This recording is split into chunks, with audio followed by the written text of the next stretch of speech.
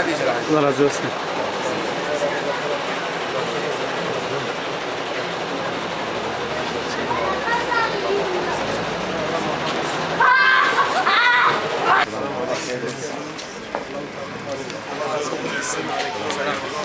Allah sarıyor nasıl olsun. Allah rast getirsin. Hangisi hayırlıysa Allah onu etsin. Ben Cemal Çınar'ın amcası oğluyum. Allah razı olsun. İnan adayımız da inşallah kazanacak. İnşallah. İnşallah kazanırsın. Allah razı olsun. Allah razı olsun. O zaman bir şey anlatmamıza Yok gerek ben de yok. çocuklara dedim geçin bize vermeyin kartı. Hayırlı olsun. Allah razı olsun. Allah utandırmasın. Dualarınız eksik etmeyin inşallah. Size tutmayayım abi. Buyurun kahvaltı yapalım.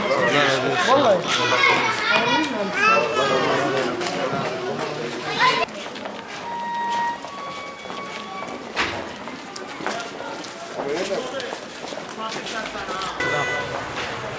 Sıcağımı çavay.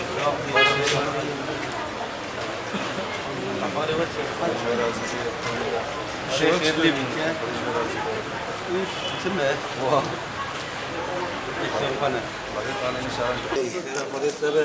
صعب شو راحت يا الله يخليك على بخير بقى ان شاء الله بو اسلامي بو مسلمان بخير ببرابر ان شاء الله ان شاء الله وين بقى وين وردش امريكا استرجعوا من مرة دعاك يا خلي خير لي نحليك eşler azibe selam Hayırdır Allah. Sen aşkına. Vallahidir Allah. Sen aşkına. Allah Biz de boş işler yok abi. Allah izniyle inşallah. Böyle hizmet için gelmişiz. İnşallah hayırlıysa olur. İnşallah abi. Var mı bir isteğiniz? Sen ki varsa selam. Allah razı olsun. Allah yardımcınız olsun abi.